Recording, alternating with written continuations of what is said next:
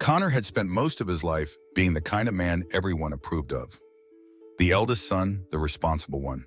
The husband who never strayed, the kind of man who showed up for birthdays, made quiet sacrifices, and never talked too much about himself. Especially not the part of himself he kept locked behind layers of silence. For years, he had convinced himself that love meant self-erasure, that loyalty meant invisibility, that being accepted was more valuable than being seen. Until one night in the stillness of his empty home, surrounded by divorce papers and the fading echo of his wife's footsteps, Connor realized something terrifying. If he didn't come out now, he might disappear completely. He was 35, newly separated, and still wore the same wedding ring out of habit. It felt like armor, like evidence that he had once belonged somewhere, but the truth was he hadn't felt a sense of belonging in years. His marriage had become a performance, dutiful, polite, and quietly suffocating. He had done everything right, or so he thought, provided listened, remained faithful. But underneath it all, Connor carried a truth he had buried since his teenage years. He was bisexual, and for decades he told himself it didn't matter. He had chosen a woman, hadn't he? He was married, he had done the thing society applauded him for. But therapy and the crushing loneliness that came after the divorce forced Connor to confront what he had always avoided. He wasn't broken, he wasn't confused, he was just tired. Tired of pretending, tired of apologizing for a truth he had never even spoken aloud. And so in the quiet of that cold November night, he wrote an email to his two brothers, people he had grown up with, people who had once called him their hero, and told them the truth. It wasn't dramatic, it wasn't flowery. It was a simple declaration ending with the words, "I hope this doesn't change anything between us." He didn't sleep that night. He waited, phone in hand, staring at the screen until sunrise. At 7:02 a.m., the first reply came. His younger brother sent a voice memo saying, "Nothing changes. Love you always." 10 minutes later, the second brother replied with a heart emoji and a message that read, "Proud of you. Come over for dinner soon." Connor burst into tears, not because he was harmed saying, but because it was the first time in his life he had let someone see him fully and they didn't turn away. For the first time in decades, he believed what people often said but rarely proved, that family was unconditional. He had no idea that would be the last time those words felt true. Because 3 weeks later, his ex-wife returned with lawyers' accusations and a disturbing amount of personal information about Connor's mental health therapy sessions, and even old private journal entries he hadn't seen in years, and something inside him began to crack. But for now, in that brief window of grace, Connor allowed himself to hope. Maybe, just maybe, this was his new beginning. If you believe stories like Connor's deserve to be heard, stories about truth, betrayal, and the courage it takes to be seen, subscribe to Heart Stories. We tell what others bury. Connor had barely begun to breathe in his newfound sense of freedom when the past came back, cloaked in paperwork and legal threats.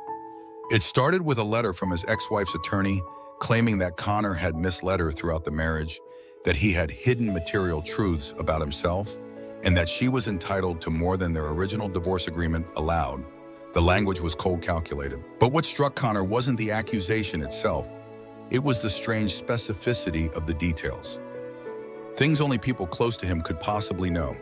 Her documents referenced moments that had never left the privacy of his family group chats. The email he had written to his brothers, phrases lifted directly from therapy sessions he had only ever summarized aloud to them. Even a paragraph from a letter he had once written during a low point, a private note to himself about shame which he had read aloud in tears during a family dinner months before the separation, when everyone had insisted they were a safe space. At first he thought maybe his ex-wife had guessed, or maybe someone had forwarded her something by mistake. But as the conversations unfolded and timelines sharpened, a clearer, more horrifying possibility emerged. She hadn't guessed. She had been fed. Connor called his brothers. They didn't pick up. He texted asking to meet, to talk, to understand. No reply. The silence, once comforting, now stretched into something far more ominous. Then came the brunch, a family birthday gathering. His youngest brother, he had insisted Connor still come, saying, "We're still family. Let's not let the lawyers ruin that." So Connor went, though his chest tightened the moment he stepped through the door. His mother smiled nervously. His brothers were already seated, joking quietly like nothing had happened. He tried to believe it was all in his head, that he was just overthinking, just anxious from the divorce. But then during coffee, his younger brother, the one who used to play video games with him until midnight, leaned back in his chair, tipsy, and laughed too loudly. "Well, she said it was worth every penny," he said. "I mean, come on, you never would have given her that house unless someone forced your hand." There was silence. Everyone froze. Connor stared at him, unsure he'd heard right. "What did you say?" His voice was low, but it trembled. The brother paled, realizing what had slipped out. "Look, she just offered a little money, okay? She said she just wanted context to help her case. We didn't say anything that wasn't true. You said those things, you wrote them." Connor stood up. He felt the blood leave his hands. "You gave her my emails, my journals, my private notes. And you think that's just context?" The eldest brother, who had stayed quiet until then, finally spoke. "You should have told her sooner. She had a right to know who she married." Connor looked around the table. The same table where just weeks ago he'd finally felt safe. The betrayal was so clean, so casual, so cloaked in logic that it took a moment for the grief to land. They hadn't hated him for being bisexual. They had used it. Weaponized his trust to help someone else win. Not because they hated him, but because money was on the line. Property, reputation. And in their eyes, his identity wasn't sacred. It was leverage. He left without another word, that night alone in a rented apartment, surrounded by boxes and silence. Connor deleted the family group chat. He archived every photo that included their faces. And for the first time in his life, he didn't cry. He just stared at the wall and whispered, "They never saw me. They only saw what I could give them." What he didn't know then was that the worst was still coming, because betrayal wasn't finished. And the next message he'd receive would change how he saw his entire past, in one of his brothers, forever. Connor didn't sleep the night after the brunch. He didn't rage, didn't scream, didn't break anything. It was worse than that. He simply existed in stillness, in the unfamiliar cold of his new apartment, in the echo of a family dinner that no longer felt like home. Somewhere in the quiet, he realized something bitter and irreversible. The people who had once held his secrets, like glass, had learned to carry them like weapons. And no matter how gently he had placed those truths in their hands, they had still chosen to drop them, or worse, sell them days past. Then a week, no apology came, no clarification, no knock on the door to explain what had happened, no phone call to ask if he was okay. The silence screamed louder than words ever could. Then one afternoon, his phone buzzed with a voice message from a number he didn't recognize. He almost ignored it, assuming it was spam. But something, maybe instinct, maybe habit, made him press play. The voice was slurred. The background was noisy, music, laughter, the clinking of glasses, but the voice was unmistakable. It was his middle brother. "Look, I don't care what anyone says, man. He was gonna lose the house anyway. He owed it to her after what he did. Hiding that sage tea from her for years. That's basically fraud. And come on, she paid me $7 grand for some emails and a journal. Not like I stole from him. He gave those to us willingly. If he didn't want people to know, he shouldn't have written them down." Connor felt the ground tilt. $7,000. That was the price of his silence, his vulnerability, his trust. The message kept going. Laughter, more justifications, and finally a sentence that didn't just hurt. It carved something out of him. Besides, he's one of those people, they always turn it into some sob story. Bet he's already telling strangers online how he was betrayed by his own blood, or some melodramatic crap like that. Connor stood frozen. Not angry, not heartbroken, just hollow. There was something brutal about hearing your pain dismissed in real time, not in theory, not in memory, but right there into the present tense as entertainment. The betrayal wasn't subtle, it was loud, proud, casual. He didn't tell anyone about the recording. He didn't confront his brother. He just saved the file in a folder named Proof. But something shifted in Connor after that night. A weight snapped loose from his shoulders, not because the pain disappeared, but because it clarified there would be no apology, no resolution. The bond he had spent his whole life protecting had already been severed, not by a single act, but by a long series of choices. One selfish decision at a time. For weeks, Connor retreated. He stopped answering emails left, texts unread, ignored every attempt from extended family to stay connected. The walls around him grew taller, but inside those walls he began to build something else. It started with a journal, then a blog, then a private online forum for queer men who had come out later in life. Men who had been married, had kids, or played along for decades before finally breathing. He didn't tell them his full name. He didn't share photos. He just wrote one story at a time, not for sympathy, not for revenge, but because writing was the only place left where his truth couldn't be repackaged and sold. Then one day a new message arrived, not from his brothers, not from his ex-wife, from the youngest of the three, the one who had always been quieter, softer, the one who hadn't spoken during the brunch, who hadn't said a word when the betrayal unfolded, but whose eyes had looked like they wanted to. The message was simple. I know what he did. I have something you should hear. I'm sorry it took me this long. Attached was a voice recording. Connor hesitated, then pressed play. What he heard made his chest tighten, his hands clench, his entire body freeze.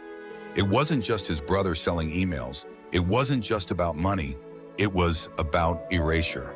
And one of them had planned it all. Connor sat in the dark listening to the recording on loop, hoping each time he replayed it, it would hit differently. That somehow the meaning would shift, the words would soften, or the voice wouldn't be so familiar. But it never changed. The voice was sharp, sober, calculated.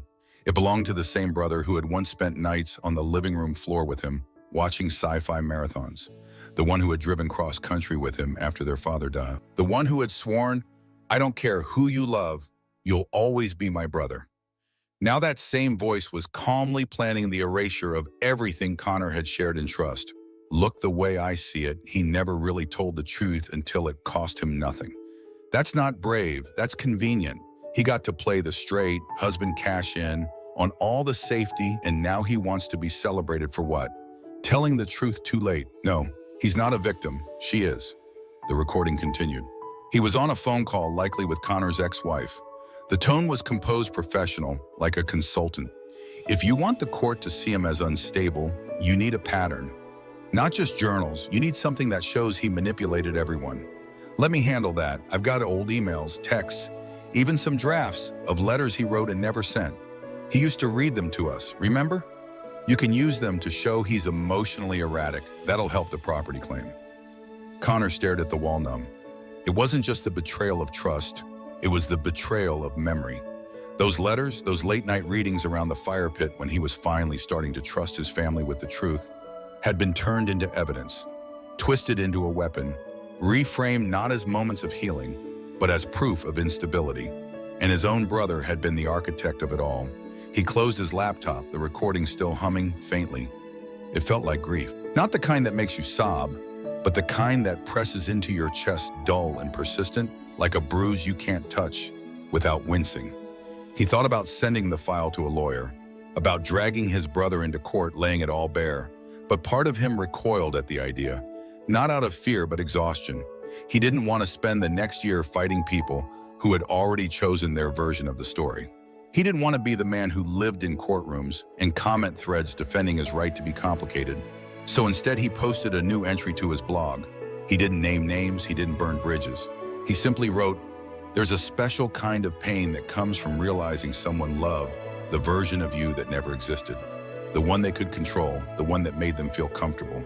When you finally become real, messy, layered, true, they don't know where to put you. So they erase you." The post went viral. Within a week, over 50,000 people had shared it. Hundreds of strangers left comments pouring their own wounds into his siblings, parents, former friends, lovers, people who had also been too much or too late or too different. He wasn't alone. That didn't heal the betrayal, but it gave it shape. One evening as he was leaving a bookstore, a woman approached him hesitantly. She looked familiar. Turned out she was a friend of his ex-sister-in-law. She leaned in and whispered, "They thought they could break you quietly, but now the world sees you." Connor didn't answer. He just nodded, thanked her, and walked to his car. That night he sat in silence, not with bitterness, but with clarity. He couldn't undo the betrayal, but he could reclaim the narrative. His family wanted him gone from their story. But now he was writing a story of his own. And people were listening. Months passed. Connor didn't return calls. He didn't reply to texts. He didn't attend family holidays or respond to the group photo emails, still trickling in from cousins who either didn't know or didn't want to know, the fracture that had split the family in half.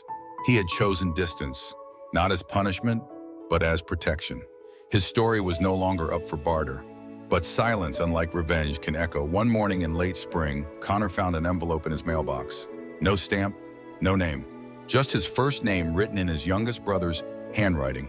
The only one who had sent him the voice recording, then disappeared again. Inside was a handwritten letter to careful trembling in places. I didn't know how to stop him. I didn't know how to stand up to both of them.